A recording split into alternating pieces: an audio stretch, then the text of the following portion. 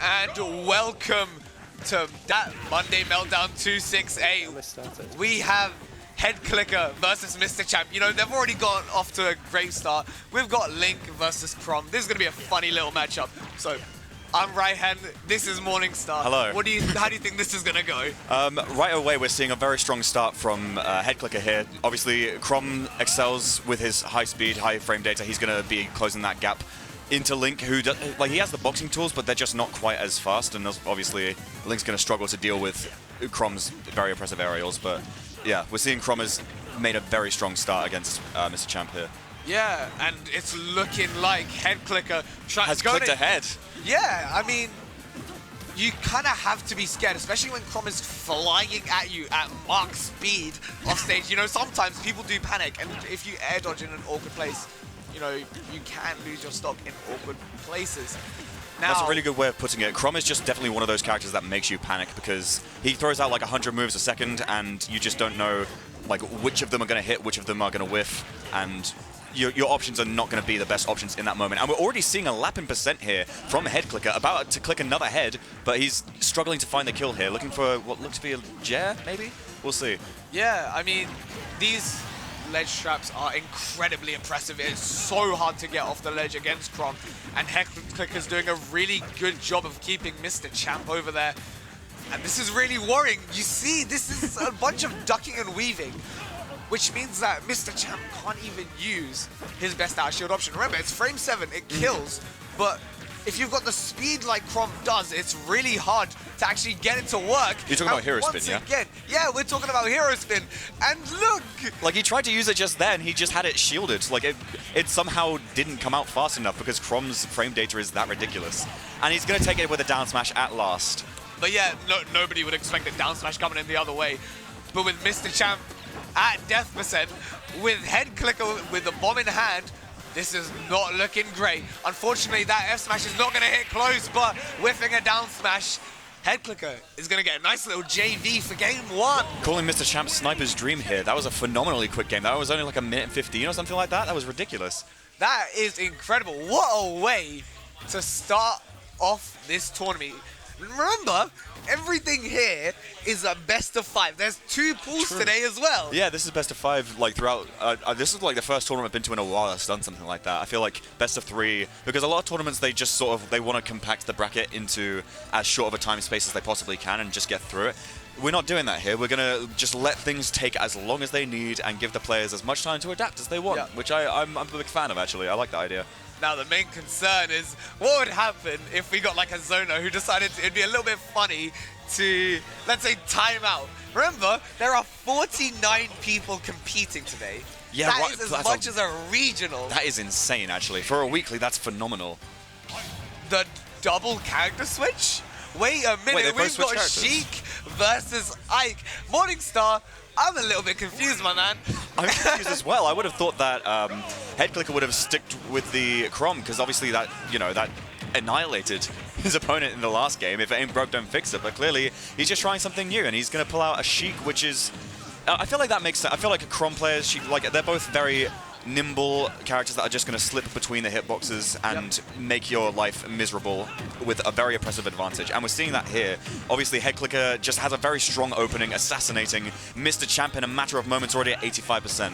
Remember, we get something similar to this with Mr. R, who used to play Sheik and also plays Chrom, so it's putting him in a really good place. I mean, we were talking about that speed difference, and right now, we're seeing it. It's really hard for Mr. Champ to get in and sitting on 150% against Sheik. Just whiffing the up smash though, trying to like kill with a read and unfortunately not able to catch it out. But at 159, even Sheik can kill here with like a raw move if that's what HEADCLICKR so desires. I just feel bad seeing things like the counter come out, and I can't even hit a counter. Sheik is moving away at such great speeds that Ike is just struggling, but at the same time, we're seeing that struggle to kill because Ike is sitting on 180%. But he's a bulky boy, and he is going to continue making it back to the stage no matter how many times, well, not anymore. I was going to say no matter how many times HEADCLICKR slams his legs into Mr. Champ, but a grenade is not a leg, so that's going to take the stock. And we're seeing a very extensive combo tree. No, oh, hang on a second, never mind. You know what? even if it puts you at a disadvantage, these are the plays we like to see. It's almost like a hero play. Remember, Mr. Champ is the hero of this story right now. He is the champion. At least in this case, yeah, he is the champion. You're absolutely right. And these kinds of plays are absolutely hilarious. Exactly. Honestly, I would always will root for a player who's clearly going for the clip because, well, yeah, they're playing to make a show more. Yep. And I think that if you care more about putting on a show than winning, you're automatically going to be very popular. Yeah, I mean, while he may be the champ, it kind of does feel like a little bit of an underdog story. But I'm hoping this ledge trap could be something, because remember, Ike is really good at keeping people in the corner until HEADCLICKR comes flying in, able to get an F-smash read. The windbox almost dragging him away. This is a good set. I'm really enjoying this right now. I know, right?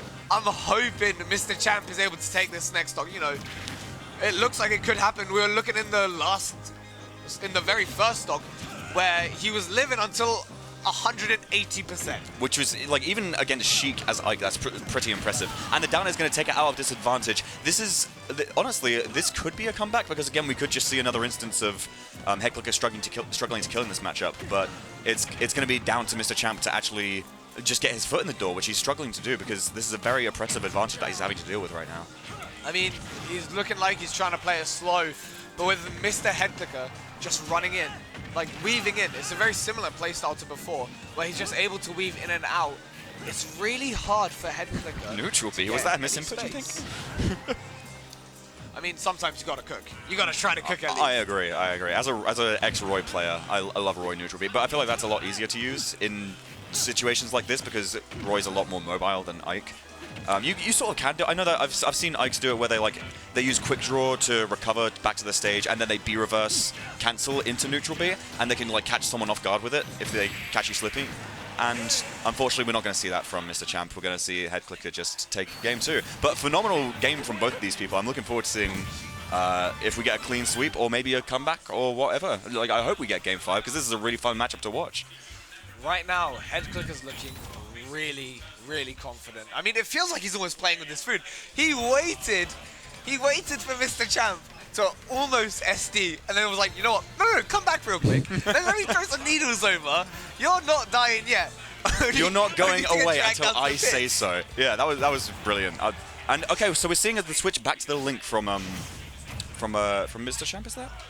Mr. Champ was the one who was playing Link, right? No, it's HEADCLICKR. So they swap? No. No, we just mixed up. That's not yeah. See. Okay, so what does this matchup play like on paper, do you think? Well, Link would like to intercept with things like that. It's very fast, it's safe. But Sheik, I mean, as we know and as we've seen, is able to close in distances really fast. So that's going to make it a lot harder to create that wall of projectiles that a lot of Links are known to use, and that a lot of Links are able to set up essentially with ease. But unfortunately, SDing, he tried to either grab the platform or just land. I think he was going for the early spike. Like, he saw that he was in a bit of a deficit and just wanted to try and take a stock quickly. Not a bad idea, it's just, you know, HEADCLICKR's not going to let that happen to him, quite clearly. Now, what we've seen is both of these players are really flashy players, so it's actually a lot of fun to watch. And a nice little setup using the returning boomerang into the hero spin. Unfortunately, that's not going to connect.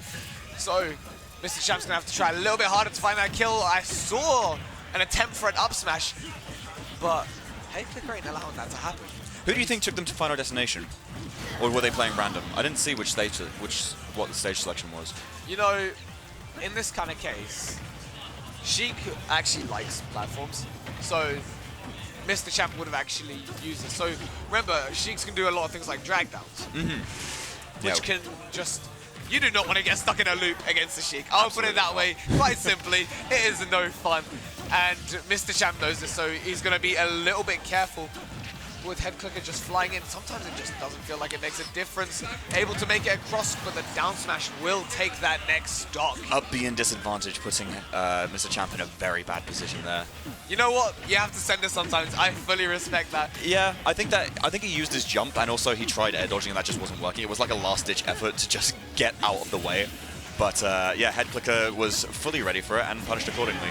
You know, one thing I actually really like is how HEADCLICKR has now decided just to counter zone Link. As Sheik behind you. That's a phenomenal power play from HEADCLICKR there. Using those needles, just say, yeah, stay over there. Like, as I was saying before, just you stay on the other side. You have your own projectiles. I have mine. I'm almost able to get the jab lock, but that is unfortunately going to be a miss. I thought we were going to just see a straight up down smash or F smash, but he's toying with his food. He really is. Because that's a drag down up there into F smash with HEADCLICKR taking it with a clean 3-0. He could have absolutely punished that with just a regular smash attack, but he was like, no, I'm going to be a little bit flashy with it. I didn't even see exactly what was it, like a forward tilt, drag down up air into the F smash. Honestly. We love players like that, you know. He knew that he wanted to finish that in a slightly more interesting way than just a smash attack punish. I just don't, like, what do you do in Mr. Champ's situation? You're just sitting there. You kind of just have to hope and pray. I mean, we saw the hope and praying options where he tried to up B, but HEADCLICKR was doing such a good job of just pushing him away, keeping him at bay, and I'm seeing Imzon coming up to the table. We get to see you commentate for your brother again. So I'm gonna give some context over here. So we're some Suffolk lads. A bunch of the Suffolk lads came down. Imzon's here too, and you know I gotta chant him on. He's gotta chant him on, or I can be the other party, be the biggest Imzon hater in the venue. You could be a traitor. Yeah, that is correct. What are you feeling tonight? Are you thinking about is blood thicker than water, or what? What's going on?